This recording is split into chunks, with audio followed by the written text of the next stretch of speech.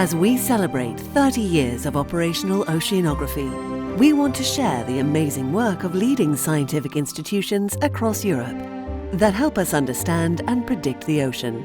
Today, we meet Hervé Roquet in France from Météo France, one of our shareholders.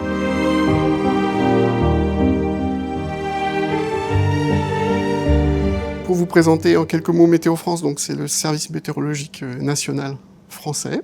Ses principales missions, c'est évidemment de fournir l'information météorologique nécessaire pour la sécurité des biens et des personnes en France métropolitaine et en Outre-mer, et y compris aussi sur les surfaces océaniques pour les activités maritimes. La collaboration entre Météo France et Mercator Océan, c'est une longue histoire. Météo France, comme d'autres partenaires français, est un des membres fondateurs de Mercator Océan. D'abord, Mercator Océan, c'était un défi scientifique et technique.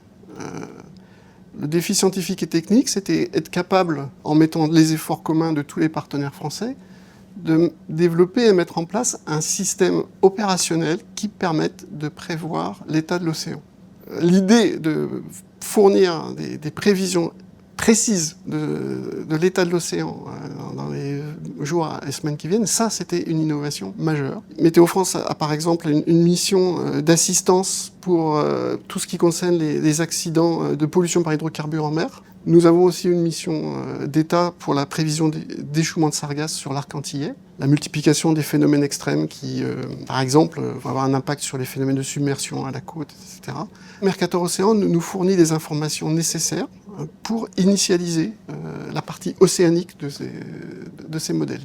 Le lien entre l'océan et l'atmosphère est très fort, et si on ne prend pas en compte l'évolution de l'océan durant la vie, la trajectoire du cyclone, les prévisions sont moins bonnes.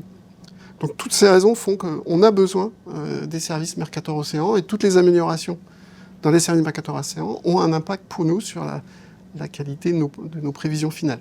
Et l'échelon d'après, donc celui de la transformation en OIG, va encore permettre de franchir une étape pour affirmer le rôle de Mercator Océan au niveau mondial. Je pense que c'est ça aujourd'hui que l'on peut penser et espérer.